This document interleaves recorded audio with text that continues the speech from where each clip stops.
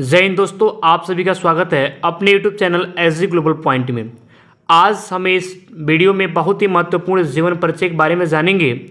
जो आपका जीवन परिचय है वो आपका जीवन परिचय महादेवी वर्मा, ठीक है ना, क्लास 10 हिंदी बोर्ड 2023 के लिए काफ़ी इम्पोर्टेंट आपका वीडियो है और इस जीवन परिचय है। तो सबसे पहले आप देखिए कि आपके एग्ज़ाम पेपर में आपको कैसे क्वेश्चन मिलता है। तो आपको जो क्वेश्चन दिया जाएगा वो क्वेश्चन दिया जाता है महादेवी वर्मा जी की जीवनी पर प्रकाश डालते हुए उनकी रचनाओं का उल्लेख कीजिए, ठीक है ना। यानी आपको एक उनका रचना लिखना रहता है और जीवन परिचय लिखना रहता है, ठीक है ना। फिर अथवा करके आपका क्वेश्चन दे देता है कि कवित्री महादेवी वर्मा का जीवन परिचय दीजिए एवं उनकी किसी एक रचना का नाम लिखिए, ठीक है ना। यही जो आपका क्वेश्चन पूछता है, या तो ये पूछेगा या तो ये पूछेगा, ठीक है ना।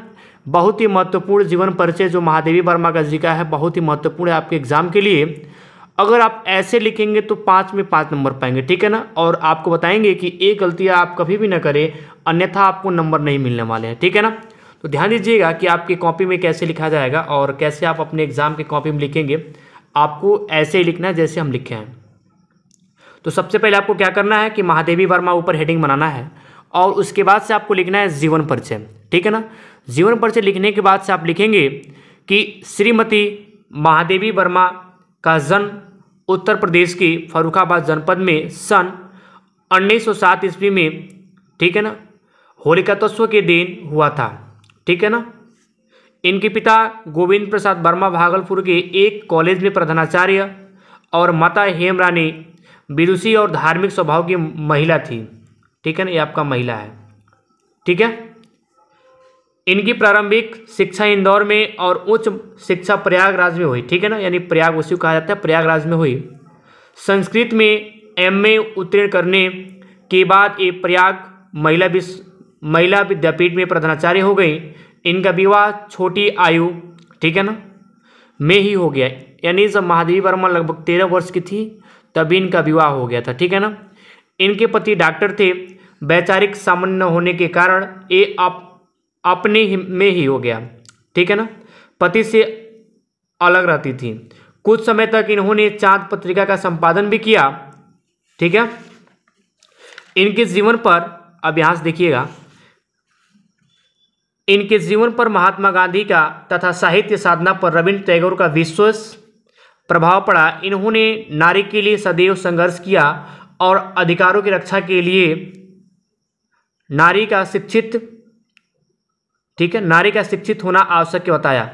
कुछ वर्षों तक ये उत्तर प्रदेश विधानसभा परिषद की मनोनीत सदस्य भी रहीं। इनकी साहित्य सेवाओं के लिए राष्ट्रपति ने इन्हें पद्म भूषण की उपाधि से अलंकृत भी किया था।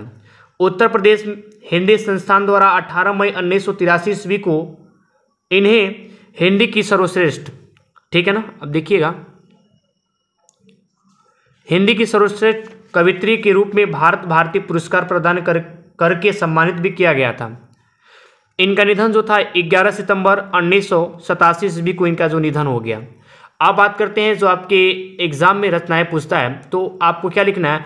निहार हो गया, नीरजा हो गया, या तो आप लिख सकते हैं रश्मि या दीपशिखा। यही जो उनकी रचनाएं हैं। और भी रचनाएं हैं, अगर आपको मालूम है तो आप लिख सकते हैं, उसमें कोई दिक्कत नहीं है। लेकिन ये जो आपका जीवन परिचय है महादेवी वर्मा जी का, आपके एग्जाम के लिए काफ़ी इंपॉर्टेंट होने वाला है, ठीक है। तो फिर मैं आप लोगों को एक बार बता देता हूँ उनका जीवन परिचय कि आप कैसे लिखेंगे। आप चाहें तो ऐसे भी लिख सकते हैं, या आपके मन में अगर कोई भी डाउट चल रहा हो तो आप कमेंट बॉक्स में ज़रूर लिख सकते हैं कि हम कैसे लिखें, ठीक है।